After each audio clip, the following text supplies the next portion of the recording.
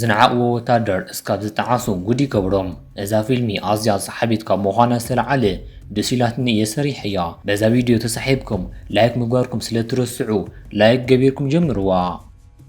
ካብ ግዜ ንእስነታ ጀሚሩ ሰባት ዝነዓቅዋን ዝፀርፍዋን ዓይነት ቆልዓ እያ ነይራ። ኣብዚ ኩነታት ኮይና እንዳተሰቀይት ኣብ ዝነበረትሉ እዋን እዚ ሓፂን ዝተኸደነ ሰብኣይ መፂኡ ኣብ ኢዳ ሰዓት ይህባ። ካብኡ ድማ እዚ ሰብኣይ ምስ ሓደ ጥሮታ ምስ ወፀ ወታደር ብምግጫይ ምኽንያት ብዙሕ ብሂወት ክፀንሕ ኣይከኣለን። እዛ ቆልዓ ድማ ናይቲ ወታደር ሓያልነት ክንደየናይ ከም ዝኾነ ስለ ዘይትረድኣ ሕናኣ ንምፍዳይ ንባዕላ ከተዳሉ ትጅምር። ልጁ ጥሮታ ዝወፅእ ናይ ቻይና ወታደር እዩ። ቅድሚ ዝተወሰኑ እዋናት ናብዚ ፖሊስ ጣብያ ቤተሰቡ ንምድላይ ዝመፀ እንትኸውን ሕጂ ድማ ደጊሙ እዩ መፂኡ። ንመጨረሻ ግዜ ንሱ ዝረኣዮ ቤተሰቡ ኣብ መኪና እንትቃፅሉ እዩ። ነዚ ዝሰምዐ መርማሪ ድማ ኣብ ዝቐፅል ሰሙን መፂኡ ንክሓቶም ይነግሮ። ልጁ ናብ ገዛ እንዳተመለሰ ኣብ ዝነበረሉ እዋን ኣውቲስታኡ ኣብ ዝቐፅል እዋን ንዓ ተባሂለ እየ ሽዑ ኣዘክረኒ ኢኻ ብምባል ይነግሮ። ነዚ ዝሰምዐ ኣውቲስታ ድማ ንዝሓለፉ 10 ዓመታት ከምዚ ትገብር ነርካ፣ ሳምንት ካብ ሳምንት እንዳመላለስኻ እስካብ ሕጂ ዝኾነ ዝተረኸበ ነገር የለን፣ ኣነ ብወገነይ ፖሊስ ትኸውን ኣብኡ ኣይመብፃሕ እኳ ነይረ ብምባል ንሱ ከይሓሰቦ ንዝሓለፈ 10 ዓመታት ቤተሰቡ እንዳደለየ ከም ዘሎ ይነግሮ። ኣብዚ ሰዓት ድማ ልጁ ብፍላይ ወዲ ኣብ ክሳዱ ምልክት ኣለዎ፣ ስለዚ ተስፋ ከም ዘይቆርፅ ይነግሮ። ንፅቢሒቱ ልጁ ናብ ስራሕ ንምኻድ በንግሁ ይትስእ። ዝሰርሓሉ ቦታ ንእሽተይ ሱፐርማርኬት እንትኸውን ትርከበሉ ድማ ካብ ከተማ ንእሽተይ ውፅእ ዝበለት እያ። ኣብ ስራሕ ቦትኡ ድማ ታይናን ዝተባሃለ ሓደ ናይ ፖሊስ ኦፊሰር ማርሻል ኣርት ንከሰልጥኖ እንዳሓተቶ እዩ። ልጁ ድማ ነዚ እንዳሰምዐ ኣብ ዝነበረሉ ሰዓት ሰበይቱ ኣረጊት መኪና ገዚኣ ህያብ እንትህቦ ይዝክር። ኣብ ሰዓት ድማ ኣብቲ ቦታ ሓያል ናይ መሬት መንቀጥቀጥ ብምልዓሉ ምኽንያት ኩሉ ሰብ እንትድንገፅ ልጁ እውን ካብ ሓሳቡ ይምለስ። ኣብዚ ዝነበሩ ሰባት ድማ በዚ ምንቅጥቃጥ መሬት እንተሃድሙ ንሱ ግን እንታይ ይፍጠር ከም ዘሎ ንምርኣይ ናብ ደገ ይወፅእ። ካብኡ ድማ ፊልምና ድሕሪ እዚ ምርኣያ ሓደ ሰዓት ናብ ድሕሪት ትመልሰና። ኣብ ሓደ ገዛ ወታደራት ንሓንቲ ሰበይቲ እንዳሐለዋ እዮም። እዞም ዝሕልዋ ዘለው ድማ ፍሉይ ሓይልን ልዕሊ ዓቕሚ ዘለዎም ወታደራት እዮም። እታ ትሕሎ ዘላ ሰበይቲ ድማ ግብረ ሽበራ ክቐትልዋ ይደልዩ እዮም። ካብኡ ድማ ናብዞም ወታደራት 3 መናእሰይ ብምምፃእ ውፅልና እንዳበሉ ዕግርግር ይፈጥሩ። እዞም ወታደራት ድማ እዚ ናይዞም መናእሰይ መዓልታዊ ተግባሮም ስለዝነበረ ብዙሕ ኣቓልቦ የብሎምን። እንተኾነ ግን ብዙሕ ከይፀንሑ ነቶም ቆልዑ ሓዊሱ ንኹሎም ዝቐትል ግብረ ሽበራ ናብቲ ቦታ ይመፁ። ኣብቲ ሰዓት ድማ ሓንቲ ኪም ዝተባሃለት ወታደር ሓንቲ ንእሽተይ ቆልዓ ስለ ዝረኣየት ንዓ ንምክልኻል ናብኣ ትኸይድ። ብዘሕዝን ኩነታት ግን ገና ብኢዳ ምስ ሓዘታ ሓንቲ ካብዞም ኣባላት ግብረ ሽበራ ዝኾነት መፅያ ብዘለዋ ክእለት ተጠቂማ ቆራሪፃ ትቐትላ። ኣብቲ ክላስ ዝነበሩ ነታ ቆልዓ ዝሕልውን ከይቐረዩ ከምኡ እንዳተቐተሉ እዮም። ካብ ኩሉ ዘገርም ግን እታ በዞም ግብረ ሽበራ ትድለይ ሰበይቲ ቅድሚ ሒደት ደቓይቕ ካብዚ ቦታ ኣምሊጣ ከይዳ እያ። ነዚ ዝፈለጡ ግብረ ሽበራ ድማ ንሓደ ወታደር ብሂወት ብምሓዝ ናብ ጂያኒ ዝተባሃለ ሓላፊኦም የቕረብዎ። ንጂያኒ ትሕልዎ ድማ ኣብ ፈለማ ንኪሚ ብካራ ዝቆራረፀታ ዩንግቶ ዝተባሃለት ቆልዓ እያ። ናይዞም ወታደራት ኣባል ድማ እታ ቆልዓ ናበይ ከም ዘምለጠት ከም ዘይፈልጥ ይነግሮም። ኣብ ሰዓት ድማ ዛውጂ ዝተባሃለ ናይዞም ግብረ ሽበራ ኣባል ናይ ስልኪ ፃውዒት ኣሎ ብምባል ንጂያኒ ይቦ። እቲ ደዋሊ ድማ ነታ ቆልዓ እንዳደለኹም እንዳሃለኹም ንምንታይ ንቻይናውያን ትቆትሉ እንዳበለ ንጂያኒ ብሕርቃን ይዛረቦ። ካብኡ ድማ ንዝቐፅሉ 42 ሰዓታት ነታ ቆልዓ ደሊኹም ክትምፅዋ ኣለኩም ብምባል ሓፂር ትእዛዝ ይህቦም። ድሕረዚ ድማ ታሪኽና ናብ ልጁ ትመልሰና። ኣብ ናይ ልጁ ስቶር ሊዋን ዝተባሃለት ሓንቲ ሰበይቲ ትመፅእ። ኣብ ተመሳሳሊ ሰዓት ድማ ዝኾነ ቀሺ ቆልዓ ዝተጎድአ ኣሎ ብምባል ናብዚ ስቶር ሒዝዎ ይመፅእ። እዞም ፖሊሳት ድማ ዓይኖም እንዳረኣዩ እዚ ቆልዓ ክመውት እንትብል ናይ ቀደም ወታደር ዝነበረ ልጁ ብምኻድ ከብዱ ይቀደሙ። እዚ ቆልዓ ድማ ደጊሙ ንክተንፍስ ይኽእል። ብኻሊእ ገፅ እዞም ግብረ ሽበራ ናይ ልጁ ሱፐርማርኬት መፅኦም ይኸብዎ። ነዚ ዝረኣዩ 3 ሰባት ኣብ ዝወፅሉ ሰዓት እቶም ክልተ ቀልጢፎም ዝተቐተሉ እንትኾኑ እቲ ቻይናዊ ግን ናብ ውሽጢ ይምለስ። ጂያን ኣብዚ ምስ ዘለው ሰባት ዝኾነ ፀገም የብሉን።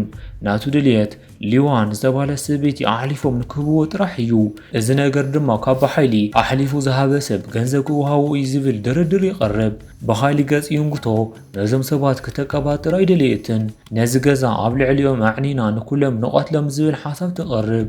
እንተኾነ ግን ጂያን ቅድሚ ሕጂ ብዝተደወለሉ ስልኪ ዝኾነ ሰብ ንከይመውት ብፍላይ ድማ ቻይናውያን ስለ ዝተባሃለ ነዚ ነገር ክገብሩ ከምዘይኽእሉ ይነግራ።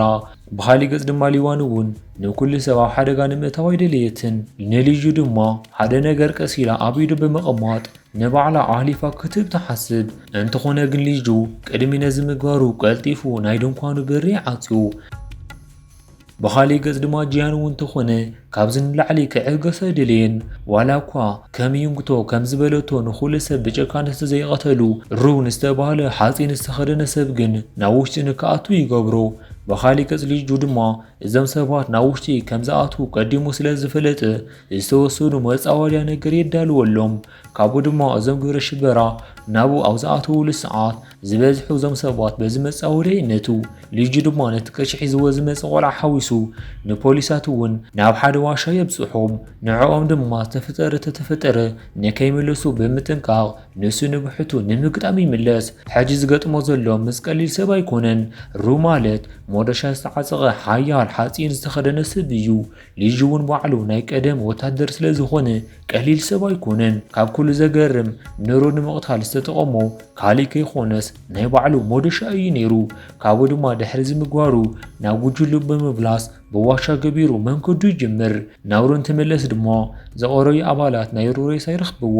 ካብ ኩሎም ብዝዛይድ ግን ይንግቶ ኣዝያ ተሓዝን። ምክንያቱ ኩሉ ሰብ እንትንዕቓን እንትፀርፋን ናብኣ ዝቐረቡ ሩን ጂያንን ጥራሕ እዮም ነይሮም። ካብኡ ድማ ልክዕ ከም ኣቦኺ ረኣይኒ ኢሉ እዩ እንዳዓበያ ነይሩ። ካብኡ ድማ ንዓየ ከምዚ ዝገበረ ሕነይ ክፍዳለኒ ብምባል ቀልጢፋ ናብኒ ልጁ ዘለውሉ ዋሻ መንገዳ ትጅምር።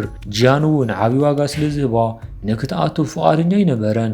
ዛውጂ ድማ ኣብ ሓለቑ እግሪ ብምድፋእ ንሕና ኩሉ ክነስተንኽሎ ኢና ብምባል ጂያን ኣብዚ ንክጸንሕ ይልምኖ። ጂያን ድማ ብዛውጂ ስለ ዝተኣማመን ምስ ሰባቱ ናብዚ ዋሻ ንክኣቱ ይፈቕደሉ። ብኻሊእ ገጽ ልጁ እውን እዞም ሰባት ከም ዝኽተልዎም ይፈልጥ እዩ። ነቶም ዘለዉ ድማ በዚ ዋሻ መንገዶም ንክቕፅሉ ምስ ገበሮም ደጊሙ ንምብኣስ ናብ ድሕሪት ይምለስ። ኣብዚ ሕጂ ሰዓት ዝበኣሶም ነታ ቆልዓ ደልዮም ንዝመፁ ሰባት ኣይኮነን፣ ፈታዊኦምን ቤተሰቦምን ንዝነበረ ዝቐተለሎም ሕነ ንምፍዳእ እዩ። እዞም ሰባት ኣብ ውሽጦም ዋላ እኳ ሓያል ናይ ሕነ ምፍዳይ ነዳዲ ተሃለወ ነቲ ንዓመታት ዝሰልጠነ ወታደር ንምቕታል ግን እኹል ኣይነበረን። ናይዚ ሕነ ምፍዳይ ዋና ተዋሳኢት ከይቐረየት ይንግቶ ንኹሎም ይቆትሎም። እምበር ከስ ክቡራት ተኸታተልቲ ሓደ ነገር ከሸግረኩም ላይክ ኣይትገብሩን ዘለኹም እስካብ ሕጂ እንተሰኒሕኹም ፈቲኹም ኣለኹም ማለት እዩ። ላይክ ምግባርኩም ኣይትረስዑ። ኣዘኪረኩም እንዳሃለኹም ላይክ ግበሩ። ይንግቶ ድማ ኣብ እትመተሉ ሰዓት ኣብ ኢዳ ናይ ኢድ ቦምቢ ሒዛ እያ ነይራ። በዚ ፈንጀራ ምክንያት ድማ ልጁ ሓዊሱ ንባዕሉ ስዒቱ ዝነበረ እንትኸውን ናይ ኢድ ሰዓቱ ኣላርም ኣብ ዝፅዋዕትሉ ሰዓት ግን ይነቅሕ። ካብኡ ድማ እዞም ተጓዓዝቲ ከይዶም ብዝኾነ ተኣምር ክኸፍትዎ ናብ ዘይኽእሉ ናይ ሓፂን በሪ ይበፅሑ። ብኻሊእ ገጽ ጂያን እውን ኮንጓሉ ዝሪኣ ይንግቶ ከም ዝሞተት ይፈልጥ። ናብኒ ልጁ እንትንምለስ ድማ ነቲ ህፃን ቆልዓ ሒዙ መፂኡ ዝነበረ ቀሺ ስለ ናይ ጂያን ሰባት ይጽሊ። በዚ ድማ ሓቢሮሞ ዘለዉ ሰባት ዝሓርቁ እንትኾኑ ነቶም ጨካናት ድማ ንምንታይ ከም ዝጽለየሎም ኣብ ዝሓትሉ ሰዓት እቶም ቆልዑ ገና ዘይበሰሉ ከም ዝኾኑ ይነግሮም። በተወሳኺ ድማ ቅድሚ ሒደት እዋናት ናብ ቤተ ክርስቲያኑ እንዳመፁ ዳቦ ይበልዑ ነይሮም እዮም። ኣንሕና ድማ ዳቦ ንፅጉማ ስለ ዝመፅእ ከይከልከልና ነብልዖም ነርና። ድሕሪ ኣዋርሕ ግን ከምዚ ናይ ሽፍታ ክዳን ተኸዲኖም ዝመፁ እንትኾኑ ልክዕ ከም ቀድሞም ድማ ካብ ኢድና ክበልዑ ደልዮም ነይሮም። ኣነ እውን ከም ሓደ መራሒ ሃይማኖት ክገብሮ ዝነበረኒ ናብ ናይ ቀደም ሂወቶም ምምላስ እዩ ነይሩ። እንተኾነ ግን እቶም ቆልዑ ናብዚ ዝኣተና ብዕድልና ኢና፣ ዕድልና ድማ ክቕየር ኣይክእልን እንትብሉ ሰሚዐ እየ። ዝፅሊ ዘለኹ ድማ ስለዞም ቆልዑ እዩ ብምባል የረድኦም። ነዚ ምስ ሰምዐ ልጁ ድማ ቤተሰቡ ኣብ መኪና እንዳሃለዉ እንዳተቃፀሉ ዝነበረ ግዜ ይዝክር። ካብ ዝኽሮ እንትምለስ ድማ ሊዋን ኣብ ጎኑ ይረኽባ። ኣብዚ ግዜ ተስፋ ዝቆረፀት ሊዋን ኩሉ ነገር ክትዛረብ ትጅምር። ንሱ ድማ ኣብ ሓደ ትካል ተቆፂራ ትሰርሕ እያ ነይራ። እዚ ትካል ድማ ዝተፈላለዩ ቆልዑ እንዳስልጠነ ንባዕሉ ዕላማ የውዕሎም ነይሩ። ንሳ ድማ ናይ ኣይሲቲ በዓል ሞያ ስለዝኾነት ዝኾነ ሰብ ክፈልጦ ዘይኽእል ፋይል ትረኽቦ። ካብኡ ድማ ኣብ ኢዳ ዘሎ ፋይል ኣብ ኤስያ ዝስርሑ ገበናት ዘቃልዕ እንትኸውን እዞም ሰባት ድማ ዝደልይዋ ዘለዉ በዚ ምክንያት እዩ። ሊዋን ካብ ዝኾነ ሰብ ንላዕሊ ብልጁ ትተኣማመን። ኣብዚ ሕጂ ሰዓት ድማ ብዙሓት ቆልዑን ደቂ ኣንስትዮን በዞም ሰባት እዚኣቶም እንዳተዘዋወሩ ዘለዉ እንትኾኑ ነዚ ፋይል ድማ ሒዙ ንከቃልዖም እንዳለመነቶም እያ። ልጁ ግን ነዚ ንምግባር ኣይደለየን። ንሱ ዝደልዮ ኩሎም ካብዚ ወፂኦም ነዚ ፋይል ሒዛ በዓላ ንክተቃልዖም እዩ። ኣብዚ ማእኸል ካብዞም ፖሊሳት ሓደ ፍረሽ ኣየር ናብዚ ዋሻ ከም ዝኣተወ የስተውዕል። እዚ ማለት ድማ ኣብዚ ከባቢ ሓደ ነዃል ኣሎ ማለት እዩ። ካብኡ ድማ ኩሎም ቀልጢፎም ብምትሳእ ክደልዩ ይጅምሩ። ንንልጁ ተሳኺዑሎም ድማ እቲ ዝደኸመ ናይዚ ዋሻ መንደቕ ብምርካብ ሰቢሮም ክወፁ ይኽእሉ። ብተመሳሳሊ ብኻሊእ ገጽ ንንጅያን እውን ሕድሕድ ናይዚ ዋሻ መውፅኢ ዝረኸቡ እንትኾኑ ሰባትም ድማ ናብ ኩሉ ኣንፈት ይብትንዎም። ናብ እኒ ልጁ እንትንምለስ ድማ ድሕሪ ብዙሕ መንገዲ ብሓደ ናይዚ ዋሻ መውፅኢ ክወፁ ይኽእሉ እሞ እዞም ሰባት ድማ ድሕሪ ነዊሕ ሰዓታት ፍረሽ ኣየር ከተንፍሱ ይኽእሉ። እንተኾነ ግን እዚ ኣየር ንመጨረሻ ግዜ ዝተንፍስሉ ምዃኖም እዩ። ኣብቲ ከባቢ ዝነበረ ሓደ ናይ ስናይፐር ተኳሲ ንዝበዝሑ ይቆትሎም። ነዚ ዝረኣየ ልጁ ድማ ካብቶም ዝተቆተሉ ሓደ ከም ሽፋን ተጠቂሙ ነቲ ስናይፐር ተኳሲ ይቆትሎ። እንተኾነ ግን ናይዞም ዝበዝሑ ሰባት ሂወት ከድሕኖም ኣይከኣለን። ብኻሊእ ገጽ ድማ ንዛውጂ ናብዚ ብብዝሒ ሰባት ዝሞትሉ ቦታ ይመፁ። ዛውጂ ድማ ኣብዚ ቦታ ኮይኑ ነዚ ከባቢ ኣብ ዝዕዘበሉ ሰዓት ብሂወት ዝተረፉ ንንልጁ ካብዚ ኣምሊጦም ዝተሓውሉ ገዛ ይሪኦ። ብኻሊእ ገጽ ልጁ እውን ኣብ ቀረባ ናይ ጅያን ሰባት መምፅኦም ከም ዘይቀሪ ይፈልጥ እዩ። ነዞም ፖሊሳት ድማ ሊዋን ንክሕልዋን ብዝተኻሎም ቅልጣፈ ካብዚ ንከምልጡ ይነግሮም። ብኻሊእ ገጽ ዛውጂ ድማ ሰባቱ ብምሓዝ ናብዚ ገዛ ይመፅእ።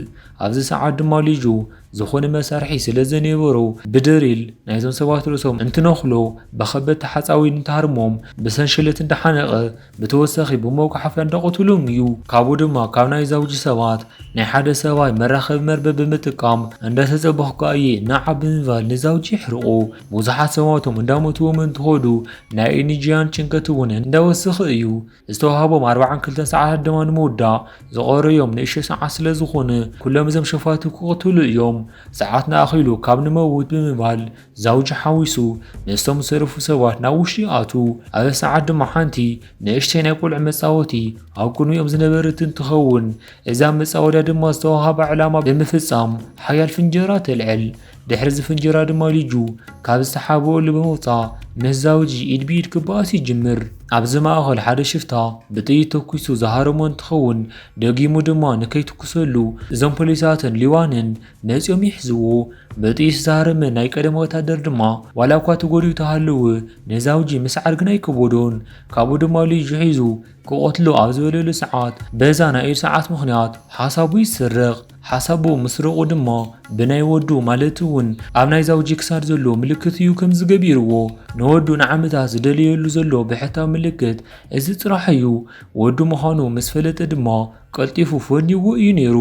እንተኾነ ግን ኣብ ናይ ዛውጂ ርእሲ ሕጂ እውን ኣብ ቂም ስለ ዘሎ ንገዛ ኣቦኡ ብገዛ ኢዱ ይወግኦ።